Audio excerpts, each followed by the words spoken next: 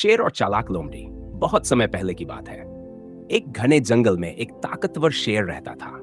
वह जंगल का राजा था और सभी जानवर उससे डरते थे। उसकी गर्जना सुनकर ही जंगल के छोटे बड़े जीव कांप उठते। वह जंगल में जहां चाहता था शिकार करता और अपनी भूख मिटाता।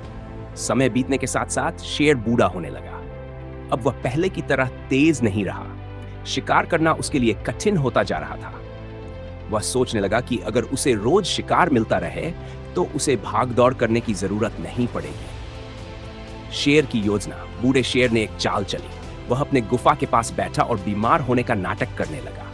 जब जंगल के जानवर उसके पास आए तो वह दुखी आवाज में बोला, मैं अब बहुत बूढ़ा और बीमार हो गया हूं। मुझसे शिकार नहीं होता। अगर तुम सब मुझसे डरकर दूर ही रहोगे तो मैं भूखा मर जाऊंगा। मैं राजा हूं, लेकिन कोई मेरी देखभाल नहीं कर रहा। शेर की बात सुनकर कुछ दयालु जानवरों ने सोचा कि उन्हें राजा की सेवा करनी चाहिए।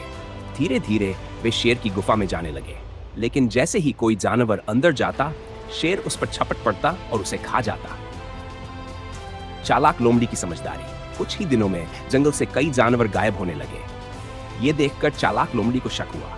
उसने सोचा, आखिर ये सब जानवर कहां जा रहे हैं? क्या ये शेर सच में बीमार है? लोमड़ी ने गुफा के पास जाकर देखा तो वहां कई जानवरों के पैरों के निशान थे, लेकिन सबके निशान गुफा के अंदर जाने के थे, बाहर निकलने के नहीं। लोमड़ी को समझ आ गया कि शेर झूठा नाटक कर रहा है। वह गुफा के अंदर जाने के बजाय दूर से ही बोली, हे जंगल के राजा, मैंने सुना कि आप बीमार हैं, इसलिए आपको देखने आई हूं। शेर ने गहरी आवाज में कहा, अरे लोमड़ी, अंदर आओ। मैं बहुत कमजोर हो गया हूं। तुमसे कुछ बातें करना चाहता हूं। लोमड़ी हंसकर बोली, महाराज, मैं अंदर आना तो चाहती हूं, लेकिन मैं देख रही हूं कि यहां जो भी आया वह अंदर गया, लेकिन बाहर नहीं निकला।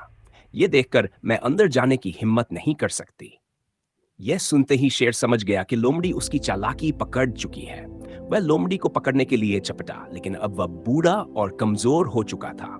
लोमड़ी तेजी से वहां से भाग गई और जंगल के बाकी जानवरों को भी इस सच्चाई के बारे में बता दिया।